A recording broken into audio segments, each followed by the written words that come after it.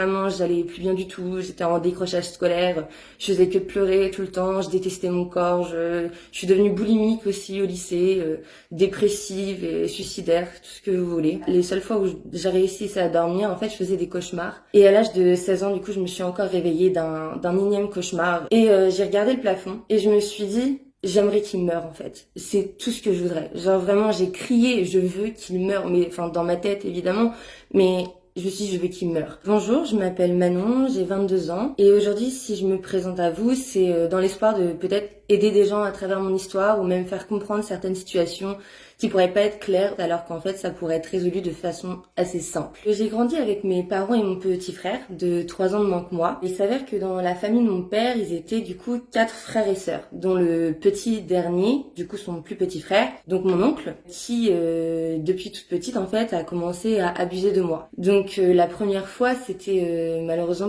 quand j'avais 6 ans. On venait de construire une cabane de draps toute la journée, c'était génial, on s'était vraiment amusé. Est venu le soir où du coup il voulait qu'on dorme à l'intérieur et c'est là vraiment que mon premier viol s'est passé finalement. Donc sur le coup, j'ai rien fait en fait. Voilà, j'étais juste sidérée. J'ai absolument pas bougé, j'ai juste hoché la tête, je sais même pas vraiment si j'ai réagi ou quoi que ce soit et après c'est de toute façon, je me souviens même pas de ce qui s'est passé ensuite. Ça en est suivi les années où du coup tout ça a continué tout simplement chaque année parce qu'en fait, on allait régulièrement en vacances chez eux et c'était principalement l'été. Donc tous les ans, on allait chez eux et puis chaque année, ça recommençait. C'était des viols, c'était des agressions sexuelles. Ils me frappaient quand je me débattais, etc. Jusqu'au jour d'ailleurs de mes 9 ans où ça a commencé à être des agressions sexuelles collectives. C'est-à-dire qu'il ramenait du coup ses amis chez mes grands-parents et ils m'agressaient tous ensemble, tout simplement. Et du coup, la vie continuait. Tous les ans, j'étais violée, agressée, frappée et ça continuait. Jusqu'au moment au final de mes 12-13 ans à peu près où j'ai décidé d'en parler à mes parents. J'en ai d'abord parlé à ma mère suite à une énième crise d'angoisse que j'avais déclenchée à table en fait du tout au tout. Et elle m'a dit, ok, maintenant tu vas me parler en fait. Et je lui ai raconté avec les mots d'une enfant de 12-13 ans. Donc au final, le mot viol en fait n'était pas encore à la portée de mon vocabulaire. C'est-à-dire que je disais, il m'a touché, il m'a fait ça, c'était désagréable, j'ai pas aimé, je lui ai dit d'arrêter, il a pas fait. Et de la façon dont elle m'avait parlé derrière, en fait, pour moi, c'était ok en fait. J'étais libérée, elle avait tout compris. Et tout allait enfin rentrer dans l'ordre, j'allais plus jamais aller là-bas, il allait plus jamais avoir de soucis. Sauf que du coup après je suis allée me coucher, au bout d'un moment j'ai entendu mon père rentrer du travail, la porte claquer, des éclats de voix et après plus rien. Et à force de pleurer, du coup moi je me suis juste endormie tout simplement. Et le lendemain quand je me suis réveillée, au final rien du tout. Que ce soit de la part de mon père ou de ma mère, il y avait vraiment rien du tout. Donc du coup, je me suis mise en tête, ils m'ont juste pas cru, ils me font la tête, peut-être parce que au final ils savent ce que j'ai vécu, mais ils veulent pas me croire, ou alors ils me croient, mais ils veulent pas assumer. Du coup, au final, juste ils m'en veulent d'avoir entre guillemets détruit la confiance qu'ils avaient ou les relations familiales. Et du coup, ça s'est arrêté là. Juste sur le moment, en fait, on n'en a plus jamais reparlé. Je veux dire, il y avait quand même quelques signes avant-coureurs qui laissaient penser que vraiment, potentiellement, j'allais mal. Mais même moi, à cette époque-là, j'étais pas capable de mettre des mots dessus dans tous les cas. Donc en vrai, quoi qu'on aurait pu faire, c'était rien du tout. La seule personne qui aurait été capable de mettre fin à ça beaucoup plus vite, en fait, c'était du coup ma grand-mère. Parce que tout simplement, une fois, elle avait surpris une agression sexuelle collective. Donc vraiment, mon oncle me tenait les bras, était sur mes cheveux, tout ça, enfin voilà. Et où du coup, son copain était du coup le pénis à l'air, bref, moi à moitié déshabillée, etc. Et elle a surpris cette scène-là. Et en fait, le truc qui m'a vraiment choquée, c'est que elle a du coup grondé son amie. Elle lui a dit, écoute, tu reviens plus jamais ici. Et elle a strictement rien dit à mon oncle. Mais vraiment rien du tout. Elle l'a laissé partir et elle a rien dit. Et bien en fait, l'année d'après, elle était de nouveau là, quoi. Donc ça avait servi vraiment strictement à rien. Encore un signe qui aurait pu être vu pour le coup, c'est que du coup, à chaque fois que mes parents revenaient me chercher, enfin nous chercher du coup avec mon petit frère, le fait de s'être privé de manger et après d'avoir remangé, je prenais du poids à chaque fois. C'est-à-dire qu'à chaque fois qu'ils revenaient me voir, je prenais du poids.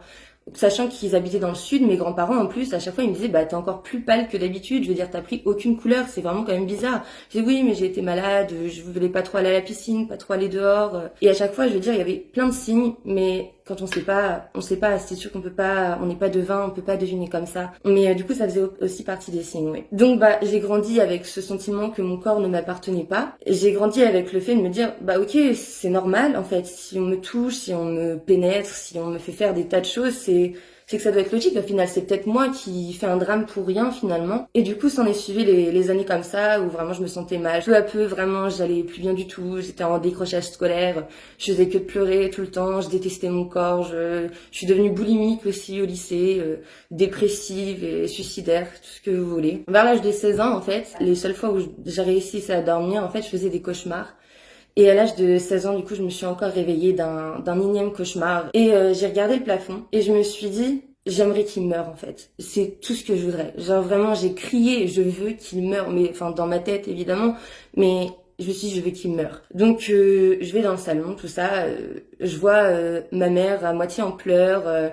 Mon père, les yeux très humides, je fais ok, il doit y avoir un problème. Et là, du coup, on nous annonce qu'en fait, mon tonton et du coup mon papy ont eu un accident de bateau et qu'ils sont à la recherche des corps. J'étais juste choquée en fait parce que je me suis dit, enfin du haut de mes 16 ans, je me suis dit mais en fait c'est de ma faute, c'est moi qui l'ai fait mourir. Et là, je voyais toutes ces personnes vraiment tristes au final. Et je me disais, ok, c'est de ma faute. C'était extrêmement dur dans le sens aussi, en fait, il y a eu un espèce d'énorme tourment qui s'est mis dans ma tête. C'est-à-dire que plus jamais je pourrais avoir de preuves, plus jamais personne pourra me croire, parce que de toute façon, il est mort. Comment est-ce qu'il pourrait se défendre? Donc j'aurais beau dire quoi que ce soit, plus jamais personne me croirait. Donc je me suis juste dit, tais-toi et fais comme si de rien n'était. De toute façon, j'avais l'habitude, depuis toute petite, je faisais comme si de rien n'était, donc je me suis juste dit, c'est autre chose en plus, mais voilà, tu le fais et puis basta. Donc s'en est suivi de tout ça, encore plus de dépression, vraiment, j'étais encore plus triste, je me sentais affreusement coupable, je me disais que plus jamais personne ne pourrait me croire. Je me sentais vraiment seule face au monde entier. Le peu d'amis avec qui je m'étais confiée, elle savait pas non plus comment réagir, ce qui est normal, on va pas demander à une gamine, elle aussi de 13-14 ans, de savoir réagir à ces choses-là. Je veux dire, c'est normal de pas savoir réagir. Et donc du coup, j'ai continué ma vie, boulimie à fond, vraiment dépressive. Je dormais à peine de la nuit. Je passais juste mes nuits à pleurer finalement. Au lycée, les gens me prenaient carrément pour une dealeuse de drogue ou pour une droguée parce que j'avais tellement les yeux éclatés par le manque de sommeil et le fait d'avoir pleuré toute la nuit que les gens venaient régulièrement me demander si je pouvais les dépanner. Et j'étais juste en mode non, j'ai pas ça. Je m'habillais de façon extrêmement ample, vraiment pour cacher au maximum mon corps. Je voulais pas que les autres le voient. J'avais honte de moi. C'était un sentiment assez perturbant. J'avais vraiment envie de m'arracher chaque millimètre de ma peau et de me reconstituer une toute autre peau, une peau qui n'aurait pas été touchée par qui que ce soit en fait. J'ai emménagé toute seule dans mon premier appartement à peu près 1 heure de route de là où habitaient mes parents. Donc ça m'a permis vraiment de me détacher et de me retrouver seule pour le coup, pour extérioriser tout ce que j'avais accumulé aussi pendant toutes ces années. Et du coup, ça a été une sorte de contre-coup aussi quelque part, parce que du coup, j'étais tout le temps seule avec mes pensées. Et pour le coup, il se passait pas une seule seconde en fait, sans que je n'y pense, sans que j'ai des flashbacks, sans que je pleure en fait dès que j'étais seule. J'avais du mal à me faire à manger, j'ai pas ma lessive, mon appartement était dans un état pitoyable. Et juste j'enchaînais les journées, je buvais beaucoup d'alcool aussi à cette période-là. Je sortais énormément en fait pour au maximum me vider la tête et me dire au moins je suis pas chez moi et au moins je pense pas à ça. Et c'était vraiment une sorte d'échappatoire finalement. S'en est suivi pareil les années, etc. Mais ça allait de plus en plus mal, de plus en plus mal. C'était de plus en plus intense. Mais à force de garder tout ça pour moi, je sentais que j'étais en train d'exploser. Et a eu lieu le Covid, j'étais en cas contact. Du coup, je m'étais isolée avec une amie. Et mon père m'appelle à la fin de ce temps imparti qu'on était obligé de respecter, quand j'ai eu au final mes examens qui sont revenus négatifs. Donc il m'appelle et en fait, ce qui s'est passé quelques jours avant, c'est que j'avais identifié sur Facebook, il y avait des femmes qui manifestaient contre les violences sexuelles faites par des hommes en l'occurrence là pour le coup, et elles avaient des affiches avec du coup des écriteaux dessus, du genre c'était mon oncle, j'avais 11 ans, c'était mon père, j'avais 9 ans, ou des choses comme ça, donc assez fort quand même. J'avais partagé ça, donc du coup à ce moment-là, mon père, comme il m'a au téléphone, il me dit oui d'ailleurs, j'aimerais bien te parler de ça, pourquoi tu m'as identifié sur ça en fait? Donc au début je fais ouais de quoi, je comprends pas, et il me fait si, explique-moi. Vraiment, j'étais juste extrêmement énervée en fait. Je dis mais tu te fous de moi en fait. Genre tu le sais très bien ce qui s'est passé. Genre vraiment là tu joues à l'imbécile, tu sais très bien ce qui s'est passé. Juste arrête ton petit numéro et arrête de te foutre de moi totalement. J'étais vraiment en train je faisais limite une crise de panique. Genre j'étouffais, je faisais que de pleurer. J'étais en mode mais ils se moquent de moi jusqu'au bout quoi. Parce que pour moi, faut savoir qu'ils étaient vraiment au courant depuis des années mes parents. Juste ils avaient pas agi. Et là mon père me dit non Manon, vraiment, je sais pas de quoi tu parles. Maintenant, explique-moi. Donc, je dis absolument tout ce qui s'est passé. Je raconte tout, en pleurs, évidemment. Hein. J'arrivais pas à retenir une seule de mes larmes. Et donc, du coup, là, mon père tombe des nues, évidemment. Il s'y attendait pas du tout. Il avait jamais rien compris de tel. Il se rendait pas du tout compte de la situation. Du coup, il me fait « Ok, bah écoute, maintenant, il est mort. » Enfin, il essaye de me dire quand même des paroles pour me dire qu'il est là, etc. Quelques jours plus tard, ils viennent avec ma mère. On en reparle, tout ça. Elle aussi choquée. Mais il s'y attendait pas le moins du monde au final. Et puis voilà, on en a reparlé, tout ça. Du coup, je pensais même pas que c'était encore possible à ce stade-là, mais je me suis encore plus enfoncée dans la dépression, la tristesse. Je faisais que de pleurer. C'était invivable en fait. C'était vraiment devenu invivable. Et du coup, ce qui devait se passer a fini par se passer. N'étant pas prise en charge depuis mon plus jeune âge, devoir encore gérer tout ça toute seule. Du coup, ce qui devait arriver arriva. J'ai fait une tentative de suicide finalement. Et donc du coup, évidemment, en fait, par rapport à tous les médicaments que j'avais pris, tout l'alcool que j'avais bu, et en fait, j'avais fait couler un bain et je m'étais dit, en fait, je vais tout simplement m'endormir dans ce bain. Et soit avec le mélange, je vais du coup vomir et m'étouffer, soit je vais m'endormir dans le bain et du coup plus jamais me réveiller tout simplement. Sauf qu'en fait les médicaments ont mis beaucoup plus de temps que ça à réagir que ce que je ne pensais. Et donc du coup les pompiers sont arrivés entre deux et m'ont sorti de là. Et honnêtement après je me souviens pas de grand chose. Mais après c'est des choses surtout qu'on m'a racontées après. Apparemment je faisais juste de leur hurler dessus, mais laissez-moi mourir, laissez-moi mourir. Et c'est tout. Je me souviens juste après que j'ai vomi en rentrant dans l'espèce d'ambulance ou je sais pas le petit camion qu'il y avait, je me souviens pas tellement. Ensuite je me souviens me réveiller mais il y avait plein de médecins autour de moi. Je me rendorte, encore un blackout. Je suis dans une salle et je vois juste je sais pas combien de médecins autour de moi qui essayent de faire je ne sais quoi et après je me réveille et puis je suis à l'hôpital tout simplement, je suis perfusée, il y a un médecin qui vient me recoudre la cuisse, tout ça. De ce fait, du coup, j'ai été transférée en hôpital psychiatrique 1 mois, si je dis pas de bêtises. C'est là qu'ont commencé du coup vraiment l'aide qui m'a été apportée pendant du coup 1 an et demi derrière. J'avais juste l'impression qu'on me gavait de médicaments pour juste pas que je recommence. J'avais pas l'impression de vivre.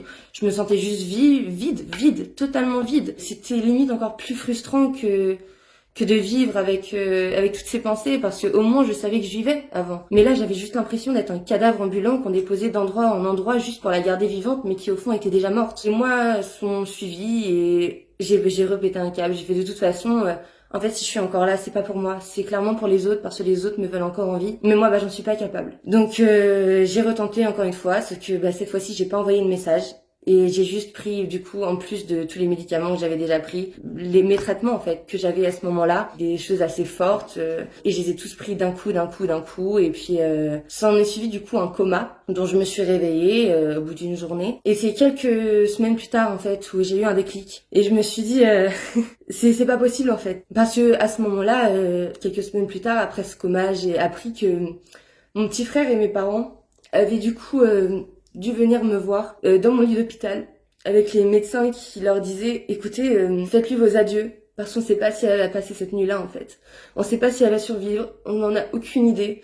Donc juste dites-lui au revoir et ça vaudra mieux et c'est tout ce qu'on peut faire pour l'instant. Et je me suis dit j'ai quand même fait ça à mes parents et à mon petit frère et je me suis dit non, je peux pas faire ça. Je me suis dit non, c'est pas possible, je veux dire OK, je souffre énormément mais de là alors avoir fait endurer ça, et je veux dire même à mes amis et au reste de ma famille, je me suis dit c'est pas possible, faut que j'essaye au moins, faut que j'essaye de me reprendre en main et advienne que pourra, peut-être qu'au final ça fonctionnera pas mais au moins faut que j'essaye pour eux. Et du coup c'est ce que j'ai fait. J'ai continué vraiment les séances de psy, de psychiatre, tout ce qu'il y avait pour aller de l'avant quoi. C'était vraiment une période où j'avais besoin du coup d'avoir quelque chose aussi à me raccrocher peut-être quelque part et le fait de m'accrocher ne serait-ce que du coup pour les gens qui m'aiment et je pense que c'est ça aussi qui m'a énormément aidée. J'ai continué d'avancer un pas après l'autre et j'ai essayé encore une fois de faire un énorme travail sur moi-même et je pense que d'une certaine façon ce qui m'a énormément aidée aussi c'est d'accepter. Rien ne pourra effacer le passé. Mais maintenant c'est à moi de décider de quoi est-ce que je veux que mon avenir soit fait. Et je veux pas que mon avenir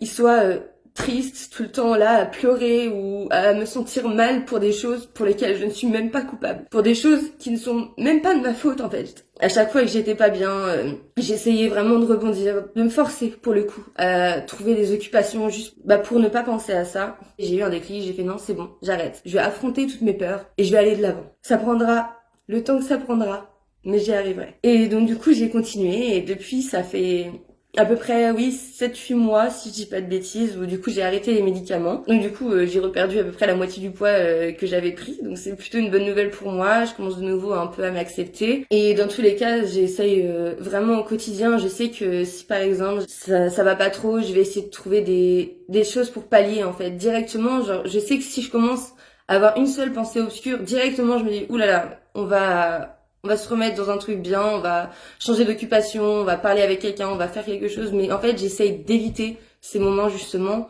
où je pourrais de nouveau ressentir ces choses horribles et ces pensées absolument atroces que je ressentais pendant des années et des années, parce que je me suis jamais sentie aussi bien de ma vie. Je veux dire, je recommence à m'accepter, je me sens bien en fait. C'est pas non plus, je veux dire, je suis pas la personne la plus heureuse du monde, mais rien que ça, c'est déjà tellement comparé à ce que j'avais avant que je veux vraiment pas retomber là-dedans, parce que c'était vraiment atroce au final comme situation, et j'essaye de faire mon mieux maintenant au quotidien et puis voilà.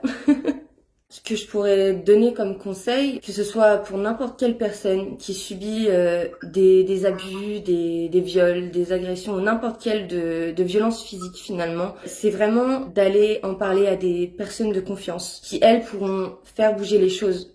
Je veux dire, si par exemple vous en parlez à vos parents et finalement on ne vous croit pas, malheureusement c'est triste à dire, mais peut-être avoir une porte de sortie aussi chez peut-être une tante ou un ami qui pourrait eux vous héberger, parce que malheureusement, comme là personnellement ça n'a pas été jusque là, mais je veux dire, si j'avais dénoncé ça en étant chez mes grands-parents, c'est sûr qu'ils m'auraient mis à la porte et là je me serais retrouvée à la rue et sans rien. Le mieux, je pense, c'est d'avoir déjà de se confier à des personnes de confiance, voir ce qu'on peut faire, établir toutes les choses qu'on peut mettre en place pour pallier à tout ça et justement aller mieux et rebondir derrière. Le plus tôt possible, essayer d'en parler, surtout en fait, c'est ça.